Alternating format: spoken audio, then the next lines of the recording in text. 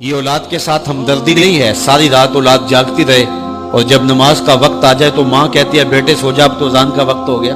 حالانکہ چاہیے تھا کہ اب تو اٹھ جا، اب اذان کا وقت ہو گیا، لیکن ماں اس وقت اگر سلا دے تو کیا یہ گوارا کرتی ہے کہ میرا بیٹا جہنم کی آگ میں جلے؟ ماں اپنی اولاد کو جگائے، اس سے ہمدردی یہ نہیں ہے کہ اب اس کو سونے دے، بیچارہ ساری رات جاگتا رہے۔ ساری رات جاگنے کو اسے حکم کس نے دیا تھا؟ فجر کے وقت جاگنے کا حکم ہے جب رحمت اللہ کی بٹ رہی ہے، تو اس کو بیدار کرے، اس کو جگائے۔ کڑکتی دھوپ ہے، آج کل موسم کتنا گرم ہے، تو اگر بچہ دھوپ پہ کھڑا ہو اور اس کے پاؤں جلس رہے ہوں تو ماں گوارا کرتی ہے، بھاگ کے اچک لے گی بچے کو کہ میں اسے دھوپ سے، تمازت سے، گرمی سے بچا لوں۔ تو کیا حشر کی کڑکتی دھوپ میں بیٹا پسینے میں شرابور ہو اور وہ پسینہ آگ سے بھی زیادہ گرم ہو تو کوئی ماں یہ گوارا کرتی ہے؟ یقیناً نہیں کرتی۔ تو نہیں کرتی تو اس کو اپنی اولاد کو پنج گانا نماز کا خوگر بنانا ہوگا۔ نماز کی توفیق اللہ سے مانگو۔ آج کے اس اجتماع میں یہی پیغام ہے اور یہی دعوت ہے اور یہی قرآن مجید کی تعلیمات کا خلاصہ ہے۔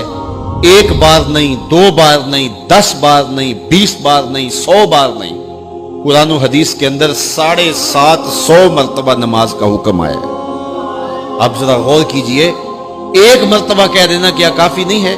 لیکن 750 مرتبہ تمہارے کریم رب نے تمہیں بار بار کہا ہے، تمہارے کریم رسول نے تمہیں بار بار کہا ہے کہ نماز پڑھو۔ تو اگر ہم اتنی بار سننے کے بعد بھی نماز نہیں پڑھیں گے تو پھر ہم کہاں کھڑے ہوں گے؟ اور دوسری بات ہے کہ اتنی تاکید کی گئی ہے، اتنی تاکید کی گئی ہے، تو یہ کتنا بڑا جرم تھا نماز کا ترک کرنا کہ بار بار کہا گیا ہے۔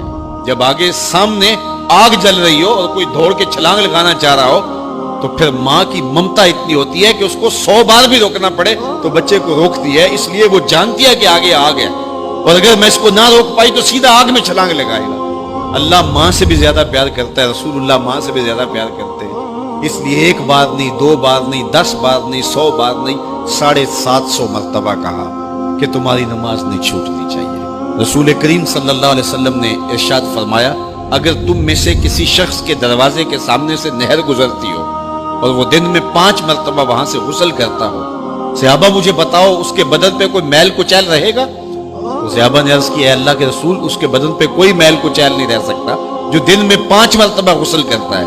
فرمایا یہ 5 نمازوں کی مثال ہے، جو 5 نمازیں پڑھتا ہے اس کے بدن پہ گناہوں کا میل نہیں رہتا ہے، اللہ اسے ستھرا کر دیتا ہے، اسے پاک کر دیتا ہے۔ ایک نماز سے لے کر دوسری نماز کا وقت، درمیان میں جتنا وقت ہے اس کے جتنے گناہ ہیں، دوسری نماز ان گناہوں کا کفارہ ہے۔ حضرت سلمان فارسی اور حضرت ابو عثمان سفر پہ جا رہے تھے، پت جھڑ کا موسم تھا، ایک درخت آیا جس کے پتے زرد ہو گئے تھے، تو حضرت سلمان فارسی نے شاخ پکڑی اور جھٹکا دیا، سارے پتے گر گئے۔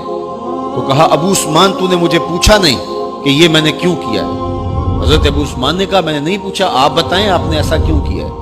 تو حضرت سلمان فارسی کہنے لگے، ایک دن میں رسول اللہ کے ساتھ تھا، سفر پہ تھا، ایسے ہی ایک درخت آیا جس کے پتے زرد ہو چکے تھے، حضور نے شاخ پکڑی، جنبش دی، جھٹکا دیا، پتے گر گئے۔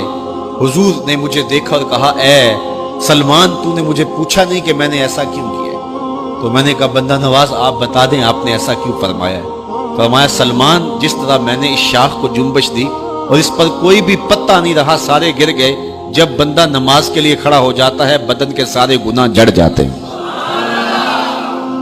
اللہ کی توفیق سے میرا خیال ہے کہ آپ سارے لوگ نمازی ہوں گے، اور میری مائیں، بہنیں اور بیٹیاں جو تشریف لائی ہیں انہیں بھی 5 گانا نماز کا شعور اور توفیق نصیب ہوگی۔ آج ہم یہاں سے عزم کر کے جانا ہے کہ ہمارے خاندان میں، ہمارے رشتہ داروں میں، ہماری اولادوں میں اگر بدقسمتی سے کوئی بے نمازی ہے تو آج عزم کر کے جائیں کہ وہ بے نمازی نہ رہے، اتنے زور سے تبلیغ کریں گے کہ وہ نماز پڑھنے پہ مجبور ہو جائیں۔ تو سونے سے قبل 5 انگلیاں بھی گن لو اور 5 نمازیں بھی گن لو۔ جو کہا گیا مجھے امید ہے کہ یقیناً یہ آپ کی روحوں تک اترا ہوگا، اور اگر بدقسمتی سے کوئی بے نمازی ہے تو آج کے بعد بے نمازی نہیں رہے گا۔ اور ہم اپنے ماحول میں اپنی اولاد سے اگر پیار کرتے ہیں، حقیقی پیار ہمیں، تو پھر ان کو 5 گانا نماز کا عادی بنانا ہوگا اور ان کی